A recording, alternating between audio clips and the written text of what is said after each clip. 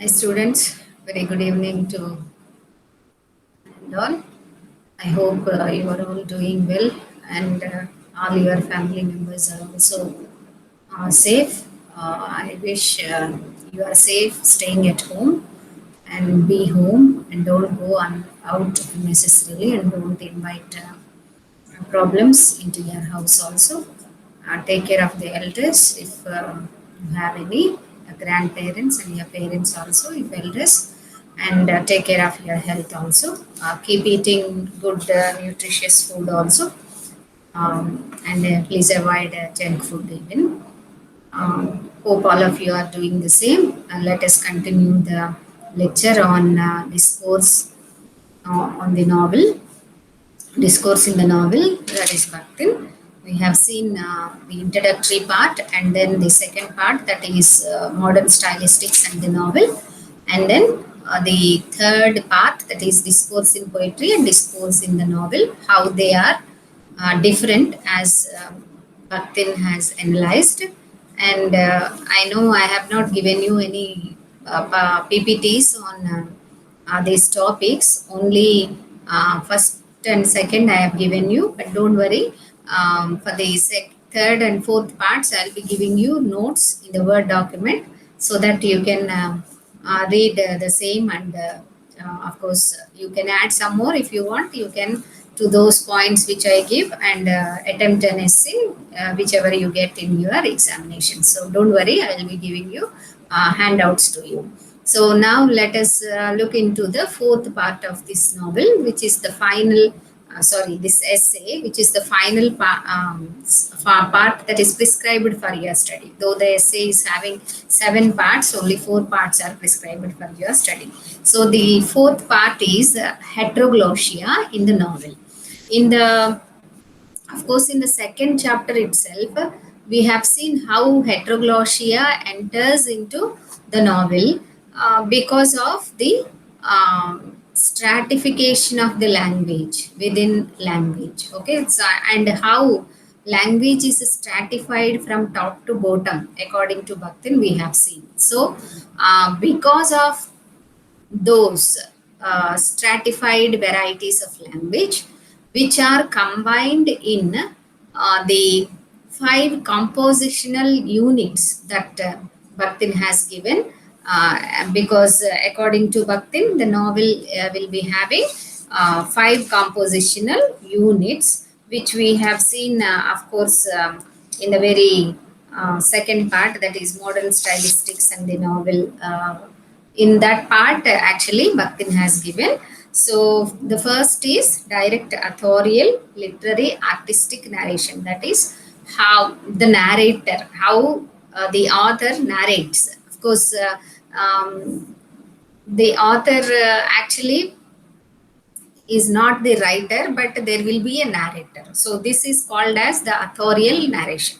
And then stylization of the various forms of oral everyday narration, which Bhaktin calls as skas. And then stylization of various forms of semi-literary everyday narration, that is letter, diary, etc. And some extra artistic authorial speech like morals, philosophical, scientific statement, oratory, ethnographic, memoranda, and so the stylistically individualized speech of characters. And as you know, because you have gone through so many novels till this time, um, uh, each character in the novel will be having one style of speaking or one style of uh, dialogues or narration. So those will be, of course, carried out by the novelists in a very peculiar manner. So this is how Bhaktin stated that 5 compositional units are there in the making of a novel. So heteroglossia enters into the novel because the novel is dealing with a language that is stratified from top to bottom. So, because of the nature of language itself, the inherent nature of language itself, of course, heteroglossia enters into the novel. And here in the heteroglossia in the novel, this part, actually, he gives us many examples from the English comic novel and other novels also, how heteroglossia works in the novels. In the very beginning, he says that the in the historical development of the novel, um, its compositional units had grown into extremely heterogeneous generic types. So we have Bakhtin has identified 5 compositional units, but these 5 units, which are subordinate at the same time autonomous, according to Bakhtin, can combine in 5 different ways, okay, or many different ways. To make the novel heteroglossia. And Bakhtin feels that if we examine the historical development of the novel, we can find that these 5 compositional units have grown into extremely heterogeneous generic types. Okay. So, in this part, stating that he discusses the most basic forms that are typical for the majority of the novel types. And here he takes the example of the comic novels of, um, see, comic novels of Fielding, Smollett, okay, and all these people. And he says that this is a very great genre in the English novel. Okay, so he says Smollett, Sterne, Dickens, Thackeray, Fielding, all these people have used a particular process to bring out the heteroglossia into the novel. According to him, actually, this process is comic parodic reprocessing. So, comic parodic reprocessing. So, you know what is comic because he is speaking about the comic novel. So, comic novel, he says that comic parodic reprocessing will take place. Comic, you know what is comic, humorous. Parody, of course, parodying something which is very serious for insignificant or non-serious issues. Of course, we say this parodic.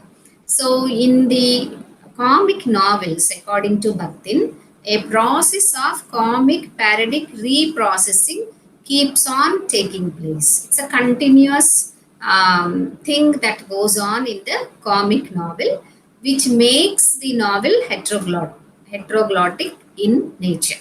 That is what he says.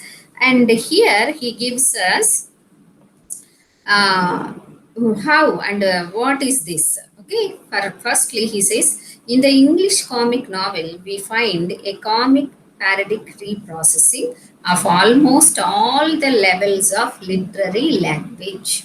So, as we have seen, that language is stratified within. Okay, and he says that literary language has different levels, and all these different levels of language are stratified. They and he says, what are these? The literary language, either conversational or written, and which were very what do you say common in the days in which those novels were written. So he says that every novelist and every novel by these novelists, I mean Fielding, Smollett, Sterne, Dickens, Thackeray, and some German novelists also he takes, that is Hippel and Jean Paul. So he, according to Bakhtin, says that they actually use this comic parodic reprocessing. And he says almost every novel we mentioned above as being a classic representative of this generic type is an encyclopedia of all strata and forms of literary language. So all these novels will have varieties of languages. Varieties of languages, I mean not English, Hindi, Telugu, etc. But languages within a language. That is what I have mentioned when we were dealing with the what do you call stratification of a language. So we have an encyclopedia of languages, he says. So what is this? He says that depending on the subject being represented, so uh, depending on the subject, there is a need on part of the novelist to select a kind of language, and also the storyline. Of course, on what lines he wants to run the story, and storyline they parodically reproduces. So depending upon these two things, that is the subject and the storyline, the novelists will parodically reproduce first the forms of parliamentary uh, eloquence, then the eloquence of the court, or particular forms of parliamentary protocol or court protocol, or forms used by reporters in newspaper articles, or the dry business language of the city, or the high epic style, or the biblical style, or the dealings of speculators, or the pedantic speech of scholars, okay, or the style of hypocritical moral sermon. Finally, the way one or another concrete and socially determined personality, the subject of the story, happens to speak. So there is a possibility of taking any one variety of the stratified languages, or a constant shift from one stratified language to the other. So as we have seen that there will be dialects, there will be languages of professions, there will be languages of generic types, there will be languages of what you say religions, customs, faiths, or there will be languages of generations, or there will be languages of subject, as a philosophical or scientific, or linguistical. So many. So within a language we have seen how there are many stratifications. And when it comes to the novel, especially comic novel, Bakhtin says that the novelist will be using all these varieties of speeches,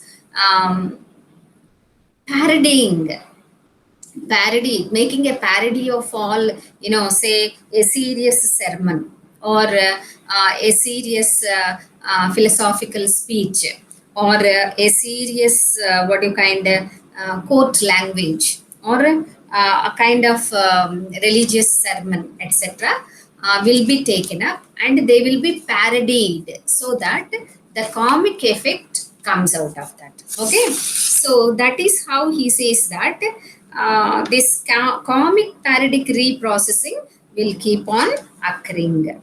And then he says that this yeah,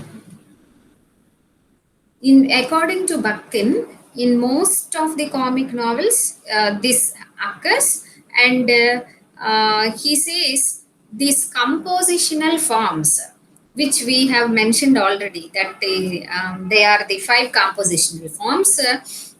They actually will be um, like the authorial speech, the everyday language that is scarce, etc. The compositional units are there. These to bring in this comic parodic reprocessing, the novelist will be going to and fro from one unit to the other, or from uh, 2 to the 1, or 1 to the 2, or say 1 to 5, or 5 to 3, like that. So he says that there will be a constant to and fro movement, um, in the novel. Okay, because the novelist actually, whoever is the author, actually author or the novelist, will always try to attach and detach. Okay, attach, it means that sometimes he sounds very subjective, sometimes he sounds very objective. It means, in other words, let me tell you, sometimes we think that this is the author only who is speaking. Of course, you may ask a question, if a novel is written, or even if any piece of literature is not the author who is writing everything. Okay, there, of course, we have to decide one thing. Whatever the author writes will not be, what you say, attributed to the author personally.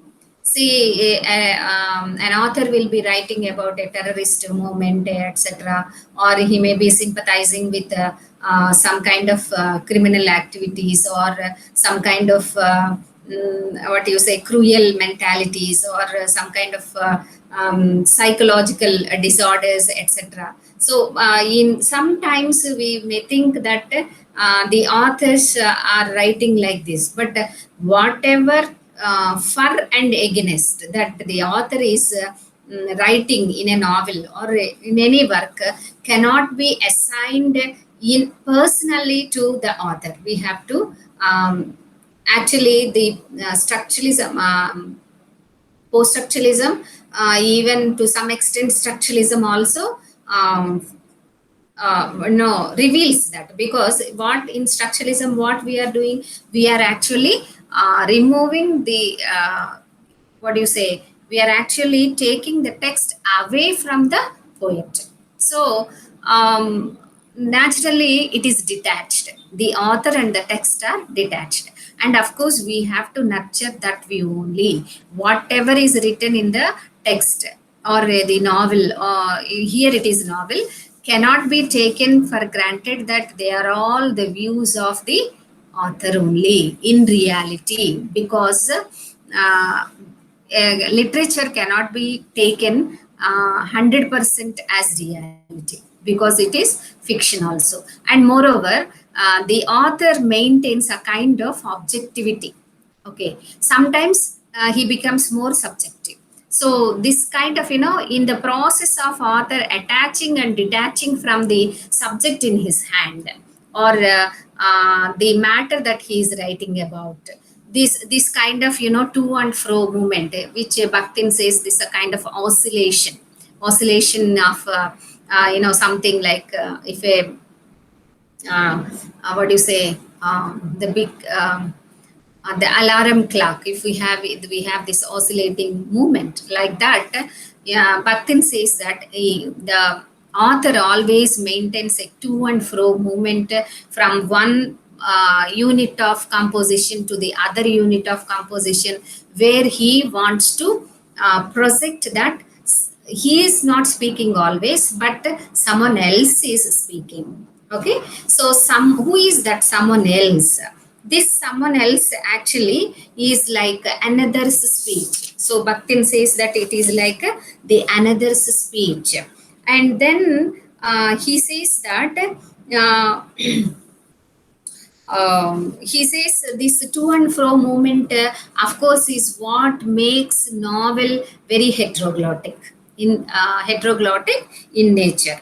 And he also says that the novelist, while bringing in his own narrative style, may at times use the stylization of various poetic genres also, like elegiac or rhetorical genres, or idyllic rhetorical genres, and pathetic or moral, didactic, etc.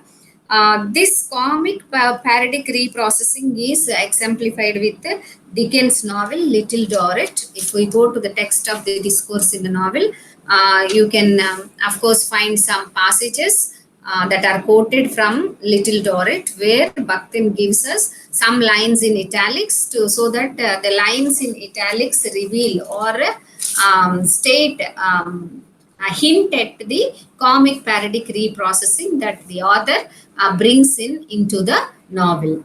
And he says through this how this comic parodic reprocessing is done. One is through the another's speech, as I told you. So when we read some lines of the text, we think that this is not the author speaking, but the author is expressing the opinions of someone other. Okay, who is another for the author, and we this is what is called another's speech. So from this technique of another's speech, okay, using as if someone else is talking there in the novel, and this another's speech can be in the disguise of some character also. So while focusing his own opinions on a given subject, actually in the Little Dorrit there is much flattery and hypocrisy also. So to reveal this flattery, hypocrisy, and how people always praise Mr. Merdle, actually Merdle, who whose work is not known, yet people always think that he is very rich. But what kind of business he is doing? Is it a fair business or not? This kind of, what you say, sarcasm, wit, and all run, wit and humor run through another's speech. So that means we won't feel that it is the novelist that is directly stating, but he makes one of the characters to state what he is feeling about the particular central character he is trying to portray or write about. And then he says that there is a kind of technique which is called as the use of hybrid constructions, which according to Bakhtin are double styled hybrid constructions. Okay, that he says, what are these?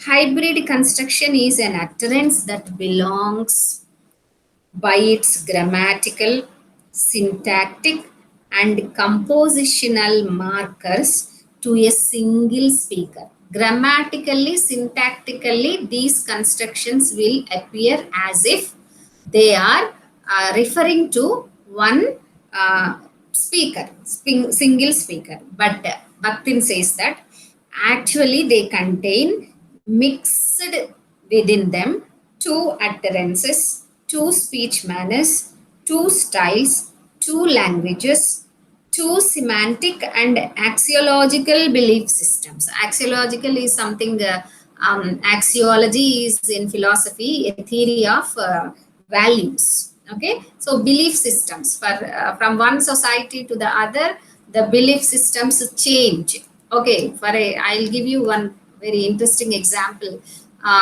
So if someone asks you how old is your brother or sister, and then if they ask you how tall is he or she, we may say like this, okay, this much tall he is or this much tall she is, etc. Showing our hand like this. So it is shown as an indication of showing the height, and we don't attach any belief system in this. Now, naturally, everyone in our culture will be, or in many of the cultures, will be like this only. To show height, we will show like that. But there are some cultures in which people believe that if you show the height of a person like this, their growth will be stunted down.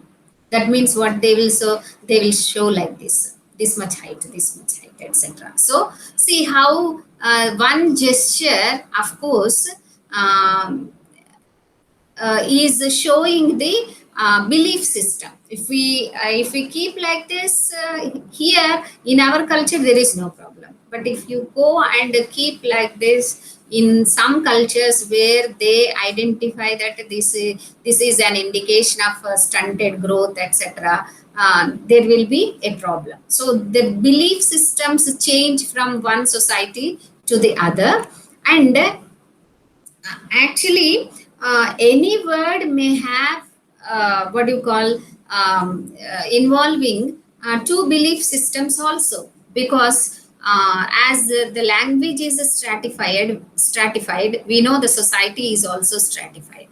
And so even within a society, or even within a culture, or even within a particular geographical borders, we can't say that everything is universal, because class system, caste system, and within castes also there are traditions, customs, different traditions, customs. So as there is what you call heterogeneity in language, we have that kind of heterogeneity everywhere in the society. So here, hybrid constructions, he says that though they appear grammatically, syntactically to be single, they convey different meanings.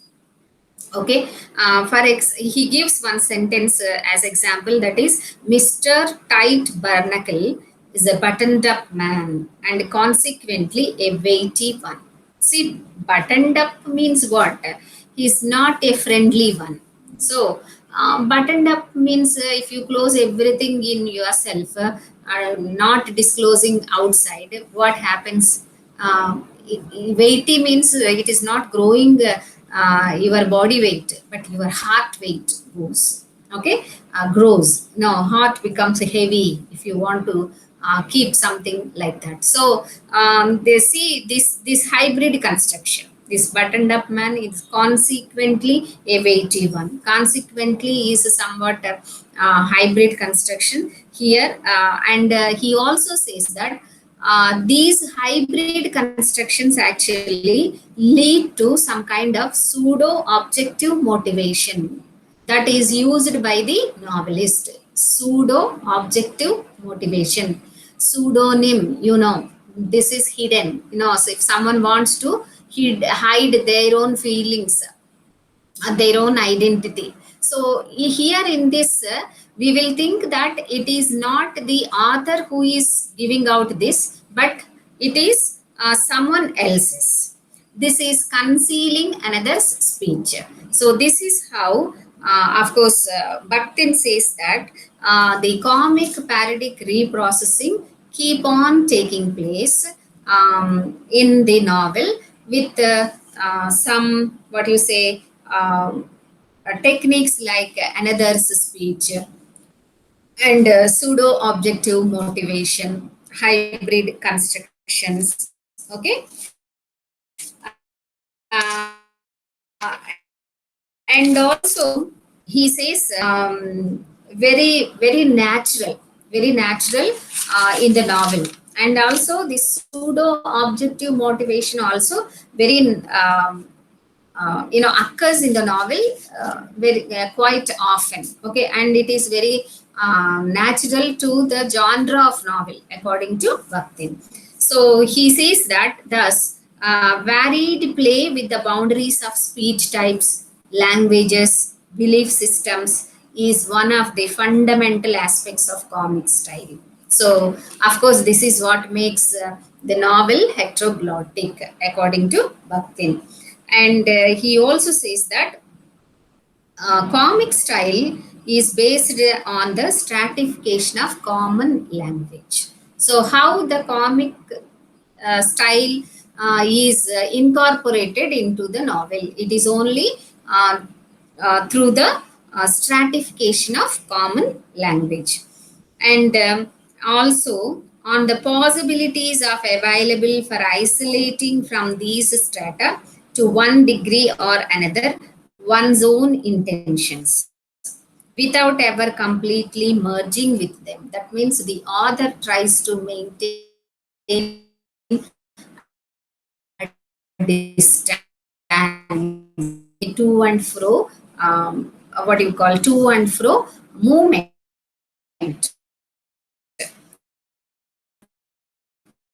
And then it is precisely that diverse and reveal the unity of the shared language. And then he says, this is the ground of the heteroglottic style of the novel. And further, he says that Dickens, Smollett, Fielding, Sterne, and Thackeray, of course, have made about these techniques or not, that's a different matter. But Bakhtin says that if we examine those novels or the novels of these novelists, we will come to know that the English comic novel is very rich in heteroglossia, because it keeps you making use of different versions of the stratified language, and the five compositional units will be often dealt in what do you say, alternatively combining with one another, etc. And he says that yeah, all these English comic novels will find the same parodic stylization of various levels and genres of literary language, but the distance between these levels and genres is greater than it is in Dickens, and the exaggeration is stronger. Of course, among all these novelists, of course, he feels that Bakhtin feels that Dickens is the greatest, because he maintains this kind of objectivity very much when we compare with the other novelists.